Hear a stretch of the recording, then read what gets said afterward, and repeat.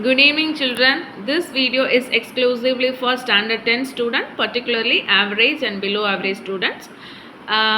இது வந்து PTA model question paper 3ல இருந்து எடுத்திருக்கிறேன். போயம் காம்ப்ரிஹென்ஷன் கொஷின் எப்படி ஈஸியஸ்ட் மெத்தடில் அட்டன் பண்ணலாம் அப்படின்றது தான் நம்ம இந்த வீடியோவில் பார்க்க போகிறோம். ஸோ ஃபர்ஸ்ட் கொஷின் பார்க்கலாம். Nothing goes right with the folks you meet down on that gloomy complaining street. இந்த லைன்ஸ் வந்து த கிரம்பிள் ஃபேமிலி போயமில் உள்ள லைன்ஸ். த கிரம்பிள் ஃபேமிலி போயமில் பார்த்தீங்கன்னா அந்த people who live in the crumble family they keep complaining about every thing. அதில் இருக்கக்கூடிய மக்கள் என்ன நடந்தாலும் கம்ப்ளைண்ட் பண்ணுவாங்க, நல்லது நடந்தாலும் கெட்டது நடந்தாலும் எதுக்கு எடுத்தாலும் புலம்பிகிட்டே இருப்பாங்க. போயிட்டு என்ன சொல்லியிருப்பாங்க அப்படின்னா, நம்ம அந்த பீப்புள் மாதிரி பெசிமிஸ்டிக்காக இருக்கக்கூடாது, நம்ம ஆப்டிமிஸ்டிக்காக இருக்கணும். ஸோ அந்த மாதிரிப்பட்ட பீப்புள் கூட நம்ம மிங்கிள் ஆகக்கூடாது அப்படின்னு போயம் சொல்லிட்டு கன்க்ளூட் பண்ணும்போது நம்ம வந்து we should stay away from the pessimistic people அப்படின்னு கன்க்ளூட் பண்ணி முடிச்சிருப்பாங்க. ஸோ நம்ம இப்போ கொஷின் பார்க்கலாம்.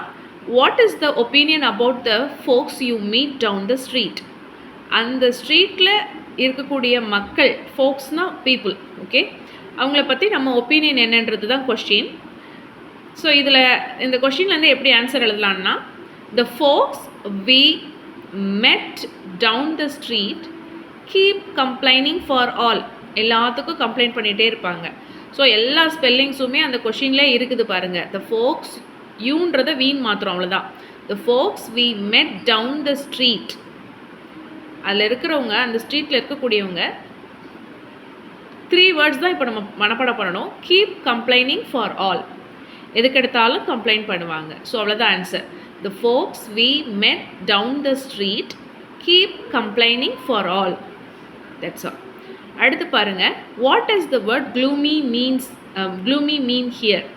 த word gloomy means dull. The word gloomy means dull. That's all. And we were cast and wrought and hammered to design. We were cut and filed and tooled and gazed to fit.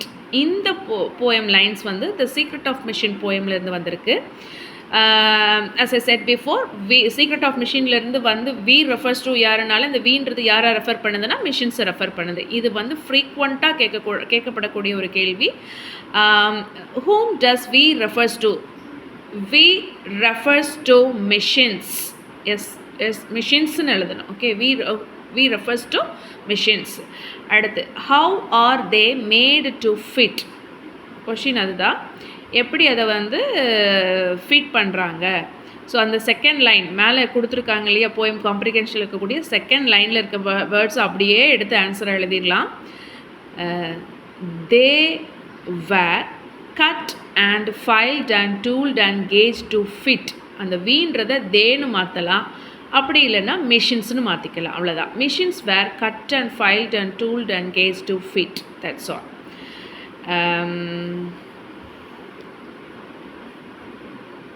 அதுக்கு அடுத்த கேள்வி என்னன்னு பார்த்தீங்கன்னா, beneath all uniform a single body breathes like us, the land of our brothers walk upon is like this, is earth like this in which we all shall lie. So இந்த lines வந்து பார்த்தீங்கன்னா know men are foreign போயம்லேருந்து வந்தது. இந்த போயமோட concept என்னென்னா, வார் வேண்டாம், ஐ மீன் கண்ட்ரீஸ்க்கு இடையில் இருக்கக்கூடிய வார் வந்து ஒரு அன்ஃபேரான திங், அது வேண்டாம் அப்படின்னு சொல்லி போயட் வந்து நமக்கு எழுதியிருப்பார்.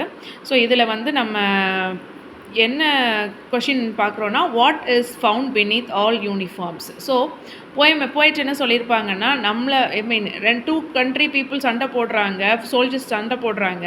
ஸோ அந்த அவங்களுக்குள்ள ஒரு காமனான எந்த ஆம்பிஷனும், பர்சனலான எந்த ஆம்பிஷனும் இல்லை, காமனான காஸ்க்காக கண்ட்ரிக்காக சண்டை போடுறாங்க. பட் தட் இஸ் மீனிங்லெஸ், அது ஒரு தேவையில்லாத விஷயம். நம்மளை மாதிரி தான் அவனும் ஒருத்தன் அப்படின்னு நம்ம திங்க் பண்ணணும் அப்படின்னு சொல்லி போயிட்டு இன்சிஸ்ட் பண்ணியிருப்பாங்க.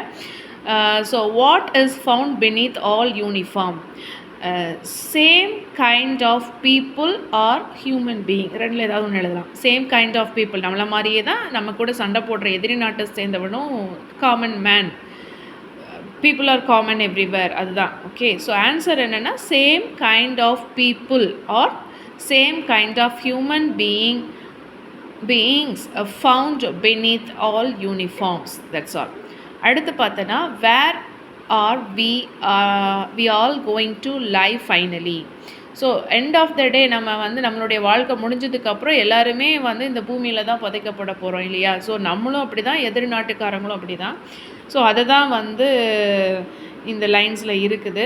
ஸோ நம்ம இதை எப்படி எழுதலாம் அப்படின்னா, கொஷின்லேருந்தே எடுத்துடலாம்.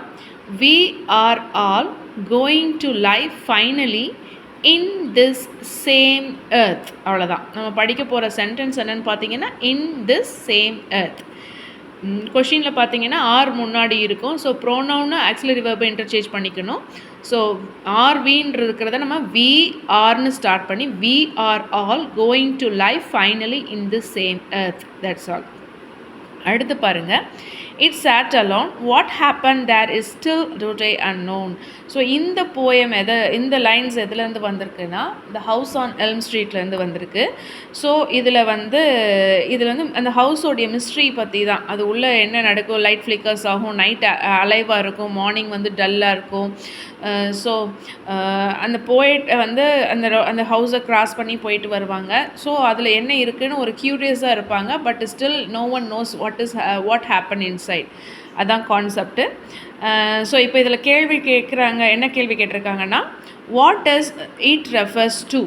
இந்த போயம் பொறுத்தவரை ரெண்டு இடத்துல ஈட் வரும். ஒரு இடத்துல வரக்கூடிய ஈட் வந்து அந்த ஹவுஸை ரெஃபர் பண்ணும். இன்னொரு பிளேஸில் வரக்கூடிய இட் வந்து அந்த ஹவுஸ்க்கு பக்கத்தில் இருக்கிற ஒரு ட்ரீயை ரெஃபர் பண்ணும். ஸோ எந்த லைன் வந்திருக்கு அப்படின்றத கவனமாக பார்த்துட்டு நீங்கள் எழுதணும். It's sat alone, what happened there is still today unknown. உள்ளுக்குள்ளே என்ன நடக்குதுன்னு வெளியில் தெரியவே இல்லை அப்படின்னா, அப்போ இப்போ இந்த இட்டு வந்து எதை ரெஃபர் பண்ணுதுன்னா, ஹவுஸை ரெஃபர் பண்ணுது. So what does it refers to? It refers to the house. It refers to the house. Okay.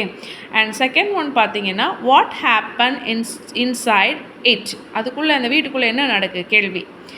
அது வந்து யாருக்குமே தெரியாது. அவ்வளோதான், simple. It is still unknown. It is still unknown. அன்னோன்ன்ற வார்த்தை தான் அதில் keyword. Okay, that's all.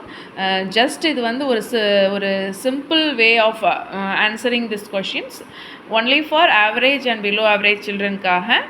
Few ஸ்பெல்லிங்ஸை படிக்கிறதுனால நீங்கள் வந்து ஈஸியாக இந்த கொஷின்ஸை வந்து அட்டன் பண்ண முடியும், மார்க்ஸ் ஸ்கோர் பண்ண முடியும். தேங்க்யூ.